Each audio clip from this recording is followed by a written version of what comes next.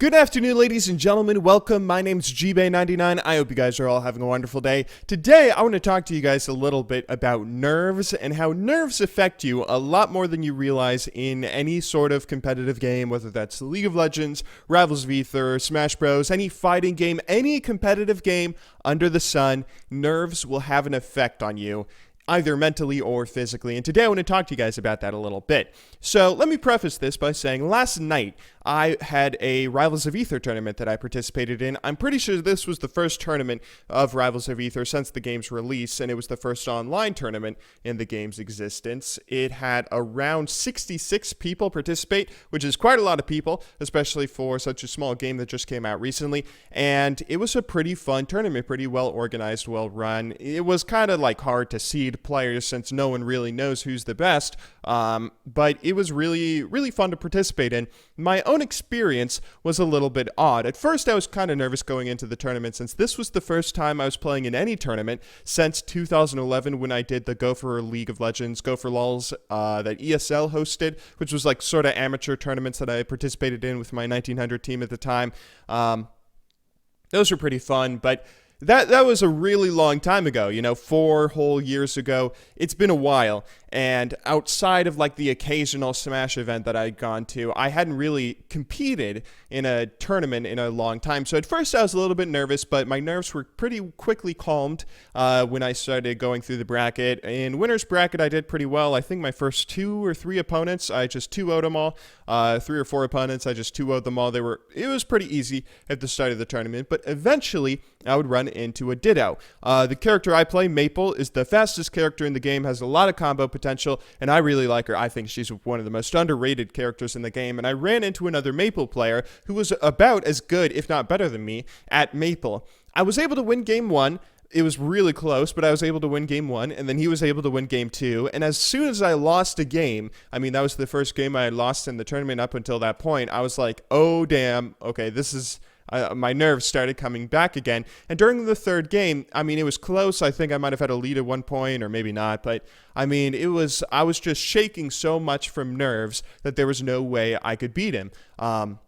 It was like, I don't want to, no John's here, right? But in the end, nerves played a really big part in that game and ended up sending me into losers. Now, in losers bracket, I was a little bit nervous after just getting knocked into losers, but again, I was able to start steamrolling through the bracket. I was able to beat most of the players at first. I thought that the guy that knocked me into losers was abnormally good, so I was still able to do pretty well pretty early on in losers until I eventually ran into a Crag player who, again, I think I beat him game 1, but then he beat me game 2, and after losing a game, I just got so nervous. I think I had a lead on him at the end of the game. It went down to the very last stock. I had a lead on him, a percent lead, but I ended up choking just because nerves played such a big role in competitive play. I kind of forgot how big of a role nerves play in esports specifically. It just kind of reminded me when watching tournaments how big of a role that it kind of plays for newer players that are new to competitive play or specifically new to that level of competitive play. Like if we're watching Worlds and you're seeing someone who it's his first time going to Worlds, if he plays without any technical flubs or any mental flubs, then that is very, very impressive. It's kind of interesting when you compare this kind of stuff to traditional sports, since in traditional sports, you actually kind of have the opposite effect of what happens. So like you guys know, I played a bunch of sports back in the day when I was a little kid. I played Little League, I played basketball, football, all those kinds of games. Probably the most intense game that I was most nervous for was the district championship for Little League, where, we had like gone through the Little League tournament and it was pretty nerve-wracking. We were in the finals, the championship, and I was playing, I was the second baseman, by the way, for any of you that, I don't know if I ever mentioned that before, but the team that we played against had a lot of left-handed hitters, and left-handed hitters, they're going to be hitting a lot of balls to me, and I was really nervous. I don't know what it was, though. I feel like in sports, in traditional sports, you just sort of, when you get nervous in a traditional sport, it kind of helps you because your brain just sort of kicks back to your muscle memory. You go through all the drills you did in practice, field and grounders or, line drives or whatever. And I remember I made a few big plays in that final. There there were like a few line drives that I was able to, I think I had a double play where there's a line drive to me. I caught the guy out and then threw the guy out at first. And those kinds of things, I mean, I made a few mental flubs from being nervous, but in the end, there were no moments where I just like let a ball go through my legs or let anything bad happen. I didn't have any errors from being all nervous. Whatever nerves that I had just sort of made my brain kick into muscle memory, and then I was able to, like, if something was happening, my body just felt like it naturally did what it was supposed to do.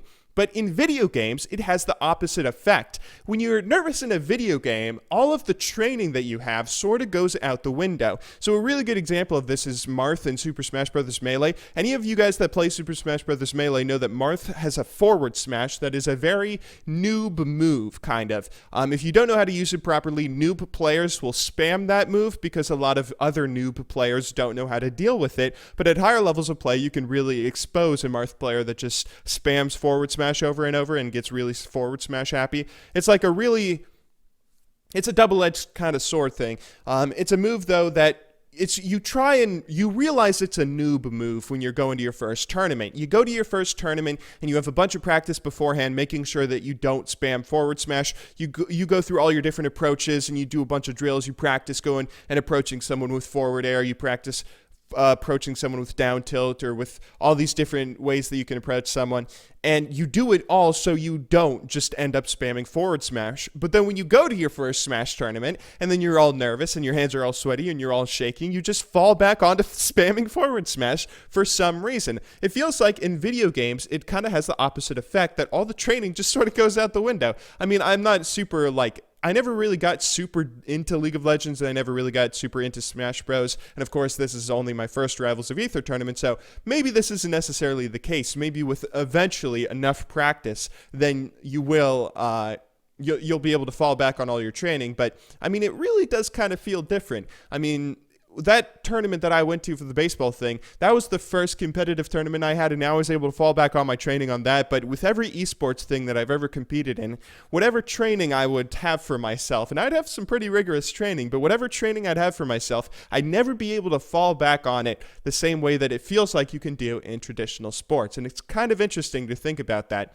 The next competitive event that you guys end up watching, whether that be Worlds or a Melee tourney or a Rivals of Aether tourney or whatever fighting game tournament, or even a Hearthstone tournament where you might see someone make a mental flub and miss lethal, there is nerves, okay? Anyone that's new to that level of play or that level of competition, whether it be going to their first tournament, their first live tournament, their first finals, their first Worlds, nerves play a much bigger role than you might think, and it's almost impossible to notice when someone's just nervous and making a mistake because they're nervous, unless you've kind of experienced those sorts of nerves yourself.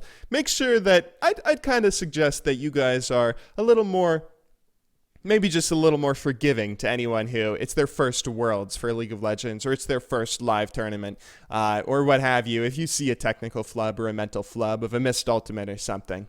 But anyway, I kind of wanted to ramble about that today for you guys. I hope you guys all enjoyed watching today's video. I will, of course, see you all tomorrow, but until then, thank you very much for watching. Good luck in solo queue, and have a wonderful day.